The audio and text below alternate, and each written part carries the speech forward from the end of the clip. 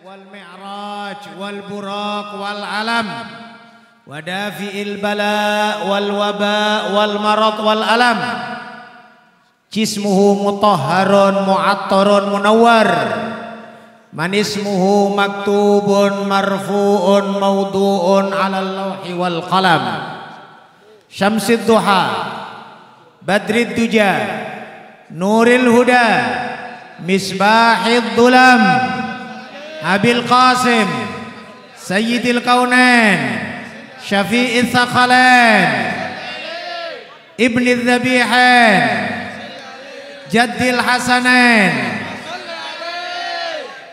imamul qiblatain al habibiz zain sayyidina Muhammad wa ala ali sayyidina Muhammad. Ya ayyuhal mushtaquna li nuri jamalih sallu alaihi wa sallimu taslima. Allahumma salli wa sallim wa barik alaihi. Allahumma salli wa sallim wa barik alaihi. Allahumma salli wa sallim wa barik alaihi. Adada khalqik wa ridha nafsik wa zinata arsyik.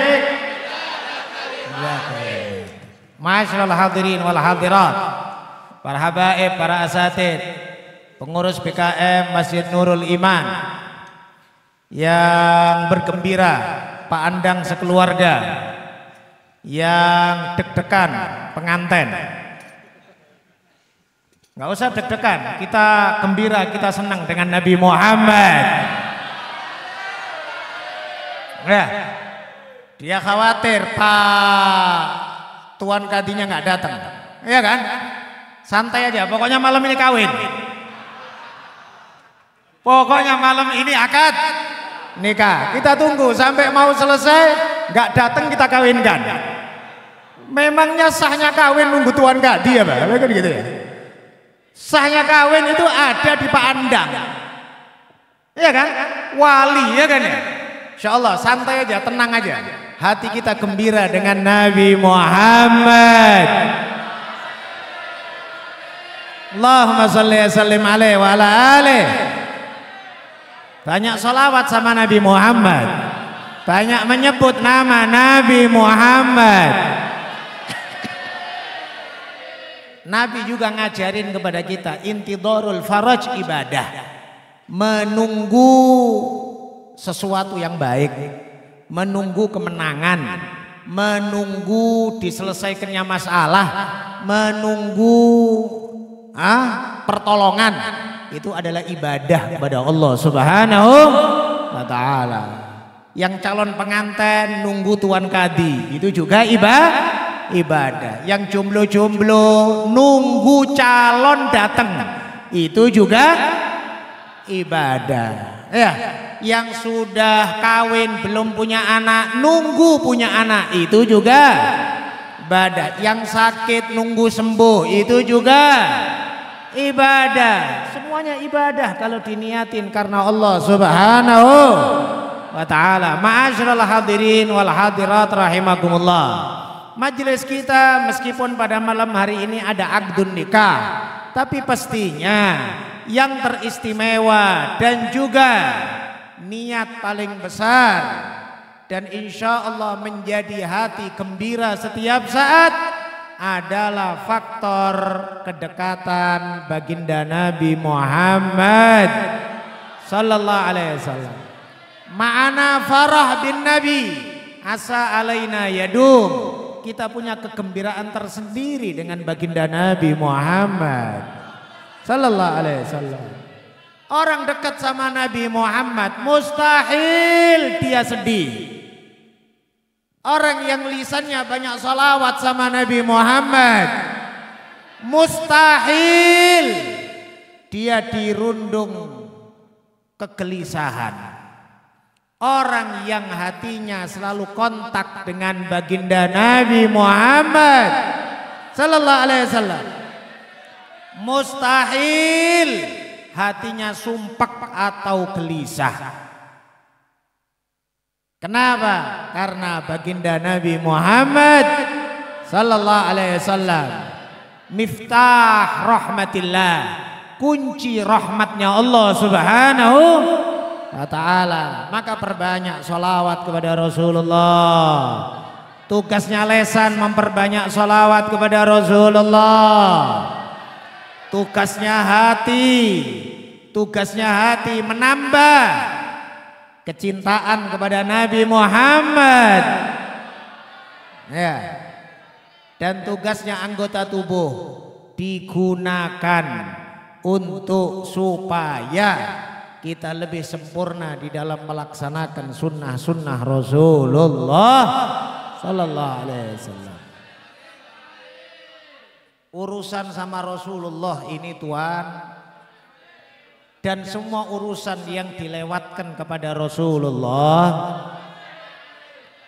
itu yang paling enak, paling nyaman, paling gampang. Ya, kalau kau mau cari repot-repot sendiri, fala talumanna illa nafsak. Jangan salahkan orang lain kecuali dirimu sendiri. Kecuali dirimu, wong dikasih gampang kok ndak mau. Dikasih enak kok ndak mau. Iya kan? Loh. Perantara ini memang disuruh oleh Allah Subhanahu wa taala. Perintah dari Allah. Iya. Dalam segala hal sunnatullah ada perantara, Pak. Segala hal. Allah mampu kau tidur tahu-tahu di bawah bantalmu ada dolar sekepok. Mampu Allah, kudrat Allah. Iya kan? Tapi karena nggak ada yang amin, ya nggak akan ada. Kepingin juga kalian kayak gitu? Ya. Allah mampu, ya, langsung ngasih rezeki. Nah, duit banyak setelah kau tidur turun dari atap kamar. Serius sekali kau? Hah? Allah juga kudrat. Yang jomblo-jomblo ini langsung malam ini dapat jodoh. Lebih serius lagi doanya, ya kan? Tapi ada bentuk ikhtiar, ya kan? Calonnya Pak Andak aja mulainya dari penutupan gor tahun Covid. Ya Allah, usaha ikhtiar. Ya, ikhtiar. Ilmu juga demikian. Allah bisa saja buat Anda langsung kebuka hati, ilmu laduni namanya. Ilmu laduni.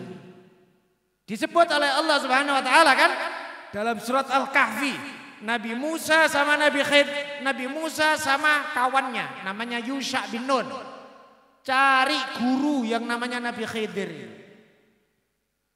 Dan keteguhan Nabi Musa. Katanya Nabi Musa, la abrahu hatta ablugha majma'al bahraini au amdiya hukuba. Aku tidak akan selesai dari perjalanan ini sampai aku temukan di mana Majma'ul Bahrain, tempat berkumpulnya dua lautan. Itu perjanjian jumpa sama Nabi Khidir. Au amdiya hukubah. Atau aku terus berjalan bertahun-tahun. Hukubah itu kalau dalam kamus hukbah itu adalah 8 tahun. Kalau Indonesia apa namanya? Apa? Windu ya? Nah. Tapi hukubah jamak dari ukbah. 8 tahun kali berapa? Tetap aku akan cari itu guru itu. Loh, Nabi Musa cari guru aja kayak gitu, Pak. Kalian gampangnya nggak pakai nyari gurunya. Iya. Kau ke Kampung Bambu ada Ustaz Hasan Maksum, Ketua MUI, ya kan? Kau ke Sukarame ada Khalifah Kardi, ya kan? Kemanapun banyak guru kau, gak mau belajar. Terus kau bodoh. Ya, nyalain siapa? Di akhirat dibilang sama Allah mamanya, sholatmu 50 tahun nggak sah. Kenapa ya Rob? Wudhumu salah. Ya Allah, aku nggak tahu. Diterima kira-kira? Kau hidup di Medan, Wak. Gampang cari ustadz, gampang cari guru, masjid-masjid banyak pengajian.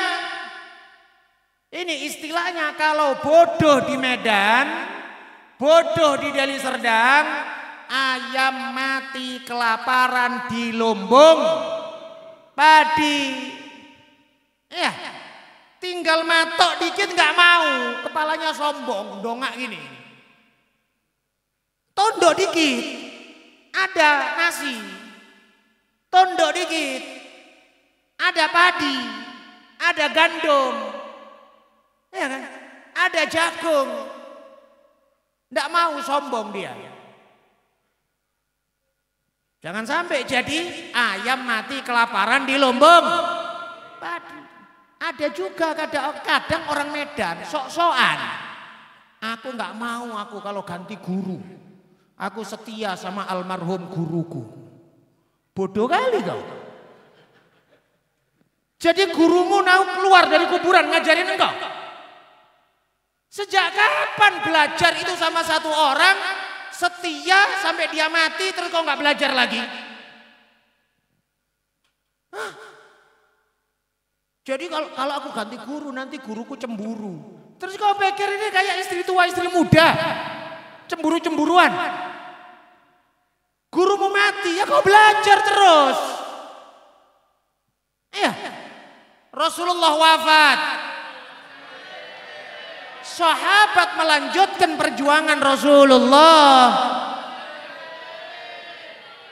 Iya kan? Terus Sayyidina Abu Bakar wafat.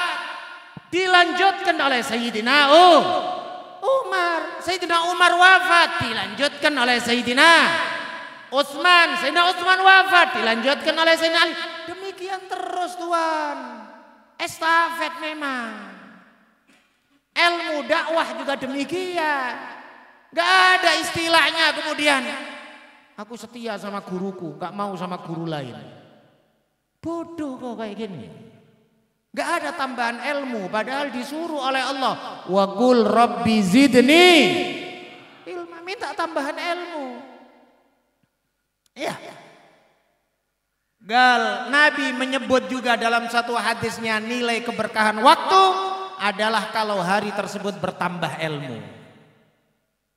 Bertambah ilmu. Kulla yaumin ayyu yaumin la azdadu fi ilman yuqarribuni ilallah fala burika li fi tulu'i syamsi dalikal yaum. Hadisnya tadi. Mana-mana hari yang di situ muncul matahari aku tidak bertambah ilmu yang mendekatkanku kepada Allah Subhanahu wa taala, maka hitungannya hari. Kalau satu hari enggak tambah ilmu, Nabi bersabda, fala burika li fi tulu'i syamsi dalikal yaum. Maka aku anggap enggak berkah munculnya matahari di hari tersebut.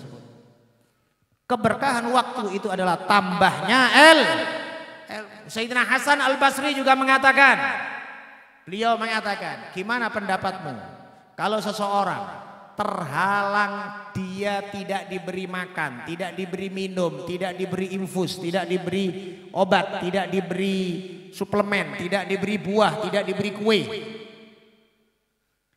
Sakit dia, gak dikasih itu semuanya 3 hari. Kira-kira ya apa? Ya mati. Sayyidina Hasan Al-Basri kemudian mengatakan demikian juga hati. Kalau tidak dikasih ilmu, tidak dikasih zikir, tidak dikasih ibadah, tidak dikasih sholawat dan salam kepada Nabi Muhammad, nggak dikasih itu, ya nggak dikasih Quran. Ini suplemennya hati nih. Ini vitaminnya hati ini. Ya, vitaminnya hati. Kalau tidak dikasih 3 hari, mati itu hati. Kalau hati itu mati, akhirnya namanya mati tidak terasa. Meskipun orangnya dianggap hidup, tapi kalau dianggaplah umpamanya mati rasa, mati rasa. Ya. Masjid samping rumahnya banyak pengajian. Wong namanya mati rasa, Pak.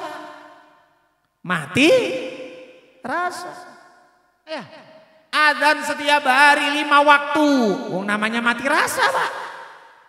Sampai Jumatan pun juga gitu. Mati rasa. Bisa jadi sampai setahun sekali Maulid Arba'in rame.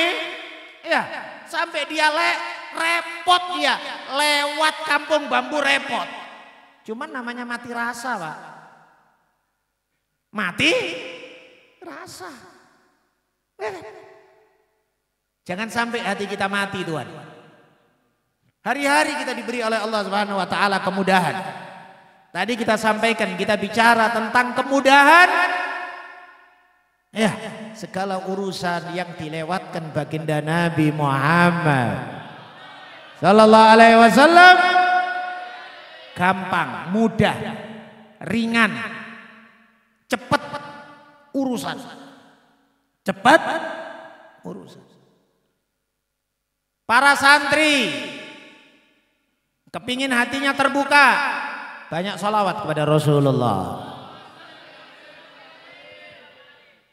Semuanya yang sekiranya kepingin urusannya gampang, gimana caranya nyenengkan hati Nabi Muhammad? Senangkan hati Nabi Muhammad. Ikut apapun yang nyenengkan hati Nabi Muhammad. Majelis, ya, masjid, taklim, dakwah, dan macamnya, dukung, bantu. Ya. Berkata Habib Ali Al-Habsyi, lam ara syabakatan, aku tidak pernah melihat satu jaring yang lebih luas dan lebih ampuh listiyadil ilmi ladunni, untuk menarik ilmu ladunni, ghairi dakwah ilallah, selain dakwah kepada Allah Subhanahu wa ta'ala. Selain dakwah kepada Allah. Dakwah kepada Allah, kepingin senangnya Nabi, kepingin umat kenal sholawat dan lain sebagainya. Ini adalah katanya Habib Ali Al-Habsyi, adalah jaring paling kuat, paling ampuh untuk menarik ilmu laduni. Ya mohon maaf ya, apa kalian nggak mikir saya ngomong setiap malam dari malam tanggal 1 Rabiul Awal itu kadang-kadang berangkat itu blank loh, Pak. Untung aja kalau bawa mobil selamat, untung aja. Kadang-kadang itu orang lewat itu nggak nampak loh kadang-kadang. Pokoknya didoain aja lah, mudah-mudahan selamat aja, mudah-mudahan. Tapi saya nggak ada ragu sama sekali. Ilmu dari Allah, niat nyenengkan hati Nabi Muhammad sallallahu alaihi wasallam, mensyiarkan sholawat kepada Nabi Muhammad. Ini tadi kita sampaikan, cara yang paling gampang adalah Nabi Muhammad. Apakah ada dalilnya? Banyak dalilnya. Ambil contoh ringan. Ini belum datang ini ya. Santai. Pokoknya ini majelis selesai 10:30. Iya. Nah, kalau nggak datang aja langsung kita kawinkan jam 10:15. Apa tadi kita sampaikan? Apa tadi saya ngomong tadi ini tadi? Oh, dalil yang gampang tadi. Anda tahu di Raudhah itu ada beberapa tiang. Ya. Tiang yang paling utama namanya Sariyah Aisyah, Ustuana Aisyah. Disebut juga Ustuana Quraisy. Itu Nabi sering tahajud di tiang itu. Nabi kalau duduk di masjid kumpul sama sahabat, biasanya Nabi sandaran tiang itu. Disebut Ustuana Aisyah atau Ustuana Quraisy. Karena Siti Aisyah kalau sholat malam masjid udah ditutup, pokoknya di tempat itu aja. Karena Siti Aisyah tahu bahwa tempat itu Nabi selalu duduk di situ. Maka kalau kita sholat di belakangnya itu seakan-akan kita sujudin tempat yang diduduin oleh Rasulullah. Ada ustuana Aisyah, ada namanya ustuana Haros, ada ustuana Sarir, ada ustuana macam-macam lah. Ada beberapa ustuana. Ada satu ustuana tiang di sampingnya ustuana Aisyah, namanya ustuana Taubah. Tiang taubat. Apa pasal kok disebut tiang taubat? Ini ceritanya satu orang sahabat namanya Abu Lubabah. Abu Lubabah. Apa ini Abu Lubabah? Setelah perang Khandaq, Nabi melepas baju perangnya dan mandi. Setelah Nabi pulang mandi, lepas baju perang, mandi. Setelah Nabi mandi, datang tiba-tiba malaikat Jibril masih pakai baju perang. Malaikat Jibril berkata sama Rasulullah, "Ya Rasulullah, wada'ta lamata harbi." Ya Rasulullah, kau udah tanggalkan pasukan baju perangmu ya Rasulullah. Zirah perangmu sudah kau tanggalkan. Sudah selesai wahai Jibril. Malaikat Jibril mengatakan, "Ya Rasulullah, semua malaikat yang ikut perang Khandaq belum melepaskan baju perangnya." Rasulullah bersabda, "Kemana wahai Jibril?" "Bani Quraidah." Maka Nabi karena itu sudah dekat sama waktu duhur, maka Nabi pakai baju perang lagi. Sholat duhur pakai baju perang. Sahabat heran. Kemudian setelah sholat Nabi bersabda, "La yusalliyanna ahadukumul asr illa bi Bani Quraidah." Semuanya berangkat, semuanya umumkan. Yang sempat berangkat, berangkat. Yang nggak sempat, kejar kita. Jangan sholat asar kecuali di Bani Quraidah. Bani Quraidah ditaklukkan. Bani Quraidah ini Yahudi. Iya. Dia khianat sama Rasulullah di perang Khandaq. Dia akan membuka pintu gerbang untuk masuknya orang Quraisy dari jalur Bani Quraidah. Tapi kemudian Allah memberikan kemenangan terlebih dahulu kepada baginda Nabi dan umat Islam dalam perang Khandaq. Walhasil ditaklukkan Bani Quraidah. Bani Quraidah kemudian meminta kasih sayang dari Rasulullah untuk dikirimkan satu orang yang bisa ngobrol enak dengan Yahudi Bani Quraidah. Rasulullah enakan orangnya. Rasulullah bilang sama Bani Quraidah, "Siapa menurut kalian yang akan kami kirim sebagai wakil delegasi dari kami?" Tanya mereka, "Abu Lubabah ya Rasulullah." Abu Lubabah, karena Abu Lubabah ini banyak dagang di Bani Quraidah. Anak dan istrinya juga ada di Bani Quraidah. Maka mereka berpikir Bani Quraidah, insya Allah kalaulah ngobrol sama Abu Lubabah nyaman, insya Allah menguntungkan. Rasulullah enakan. Abu Lubabah masuk. Abu Lubabah masuk ke dalam Bani Quraidah. Ternyata lebih kurang lah bahasanya Bani Quraidah. Abu Lubabah dia ngasih syarat gini aja. Ngasih syarat. Maksudnya apa? Dibunuh kalian semuanya sama Rasulullah. Maksudnya apa? Saking geremnya Abu Lubabah. Kau berpikir aku bisa lunak sama kalian? Aku yang akan mengusulkan sama Rasulullah, bunuh kalian semuanya. Kemudian setelah itu Abu Lubabah ngerasa berpikir, astagfirullah. Aku kan disuruh oleh Rasulullah untuk berdialog. Bukan kemudian bicara-bicara tentang masalah hukum. Bukan masalah kemudian nanti digorok, disembelih, dihabisin segala macam. Maka dia merasa berdosa. Saat dia merasa berdosa tersebut, dia nggak berani jumpa sama Rasulullah. Dia kemudian keluar dari pintu lain, pintu gerbang Bani Quraidah yang lain, nggak berani jumpain Rasulullah di luar pintu Bani Quraidah. Yang Rasulullah mengepung Bani Quraidah di luar pagar batas. Dia keluar dari jalur lain, kemudian dia mengikat dirinya di Sariyah tadi, ustuanah tadi. Dia ikat dirinya di tiang masjid tadi, sampingnya ustuanah Aisyah. Diikat, dia nadar. Dia sumpah-sumpah.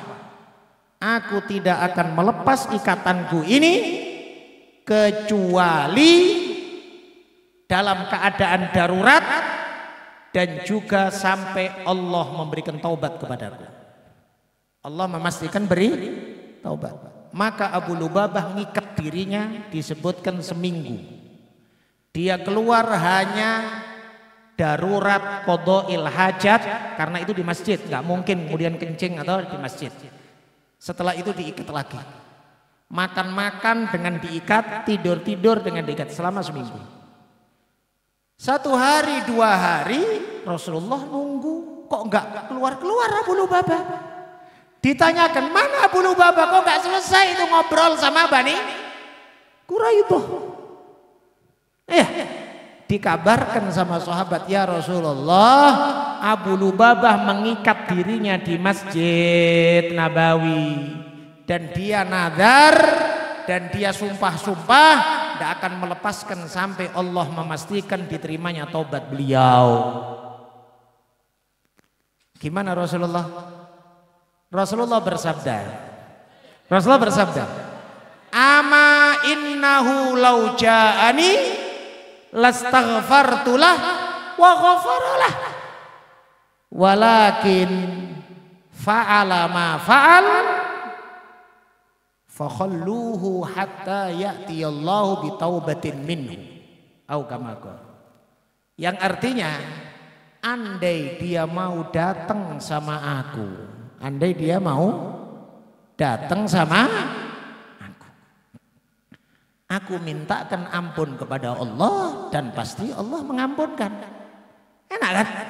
Kalau dia mau datang sama aku, minta maaf, aku istighfarkan kepada Allah, dia diampunkan oleh Allah. Tapi karena dia sudah melakukan apa yang dia lakukan, sumpah-sumpah sendiri, nazar-nazar sendiri, ya udah sampai Allah Subhanahu wa taala mendatangkan kepastian taubat. Supaya Anda paham, melalui Rasulullah gampang kan? Enak kan? Mau sendiri, ya udah. Maka oleh sebab itu Tuhan, semua urusan Rasulullah ini enak, gampang. Sampai pernah kita sampaikan, semua hal sunnah Nabi itu enak, manfaat, siwak. Kemarin siapa yang menjelaskan? Dr. Hasanul ya, menjelaskan fadilahnya siwak. Ya, fadilah siwak. Siwak itu sunnah Nabi, enak. Minyak wangi, harum. Harum, berpahala. Enak. Kawin. Enak kawin. Ya kan? Nanti ini kalau mamanya setelah kawin nanti, setelah 3 hari 4 hari kau jumpa, kau tanya, ya Pak, enak kawin? Dia akan jawab, enggak enak. Kenapa enggak enak? Kok enggak dulu-dulu gitu loh ya. Wong kenalnya sejak penutupan Maulid Arba'in Covid, lah kan gitu ya. Kok enggak dulu. Kawin enak. Ya kan? Sunnah Nabi, sunnah. Semua urusan sama Rasulullah sallallahu alaihi wasallam enak. Udah, kawin. Ya apa ini, Pak Anang ini? Ditunggu terus atau gimana? Ini sudah jam berapa ini? Oh ya.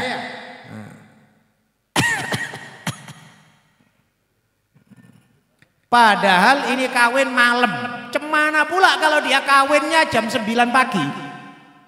Molornya mungkin sampai asar gitu. Iya. Mudah-mudahan insya Allah diberkahin oleh Allah Subhanahu wa taala ya. Insya Allah majelis ini diridhoi oleh Allah Subhanahu wa taala dan semua hal digampangkan oleh Allah Subhanahu wa taala. Sebelum kawin ya, kita pun mendoakan mabruk barokah insyaallah, barakallahu lak wa baraka alaik wa jama'a bainakuma fi khair. Mudah-mudahan diberkahin oleh Allah Subhanahu wa taala, keluarga sakinah mawaddah warahmah insyaallah. Anak-anak solihin solihat. Amin ya rabbal alamin. Mudah-mudahan jodoh yang langgeng insyaallah. Ya, jodoh dunia sampai akhirat insyaallah. Amin ya rabbal alamin. Mudah-mudahan kita semuanya juga demikian. Ya, yang belum punya jodoh mudah-mudahan digampangkan jodohnya oleh Allah Subhanahu wa taala ya. Yang sudah punya jodoh mudah-mudahan langgeng insyaallah. Yang belum punya anak mudah-mudahan digampangkan punya anak insyaallah. Yang sudah punya anak mudah-mudahan ditambahkan anaknya insyaallah. Ya. ditambahkan semuanya insya Allah, ditambahkan rezekinya insya Allah.